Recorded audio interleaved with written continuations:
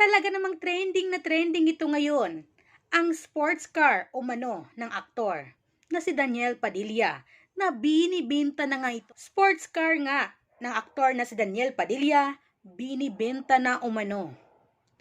At dito nga ngayon sa video na inilabas ng sikat na namimili nga na si Boss Toyo, kung saan makikita natin ang video na doon nga ay binibenta ang sports car o kauna-unahang sports car nga ng aktor na si Daniel Padilla.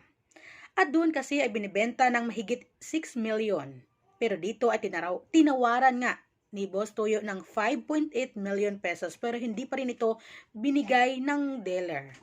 Kaya nga dito, sa pagbibenta na ito ng kauna-unahang sports car ni Daniel Padilla ay marami sa mga netizens, lalong-lalo na sa mga taga-subaybay ng ilan din sa mga Katniel fans, kung ano nga ba ang dahilan ng pagbibenta ni Daniel Padilla ng kanyang kauna-unahang sports car sa buhay niya. At dito nga ay nagkakahalaga nga ng 6 na milyon o lagpas nga na 6 na milyon. Pero tinawaran po ito ni Boss Toyo ng 5.8 million pesos, pero hindi nga ibinigay ng dealer na ito.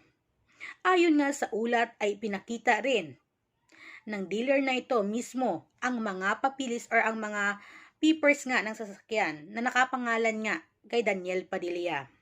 At doon ay nagtour din sa sasakyan si Boss Toyo at ang kanyang asawa, na makikita nating tuwang-tuwa ang asawa ni Boss Toyo na umupo nga sa passenger seat, kung saan sabi niya umupo daw doon si Catherine Bernardo. Parang si Catherine Bernardo na daw siya dahil nga kay Daniel Padilla ang sasakyan na iyon, dahil super idol na idol naman talaga ng asawa ni Boss Toyo ang Katniel.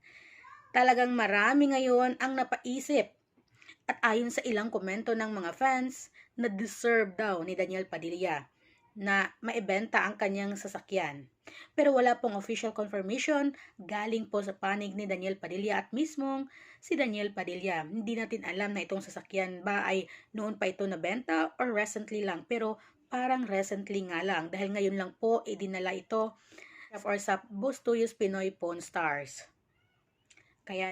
Kaya naman marami ang napaisip na patanong kung bakit kaya binibenta ang kauna-unahang sports car ni Daniel Padilla. Ano kaya ang kanyang naging rason? Or sadya lang talagang marami siyang mga sasakyan. Pero dahil meron nga siyang recent issue ngayon sa hiwalayan ng Katniel ay talagang hindi natin maiwasan na meron pa rin talagang mga ilang negatibong nagsasabi at hindi magandang sinasabi nga dito sa aktor na si Daniel Padilla. Kaya comment na kayo guys kung anong masasabi nyo patungkol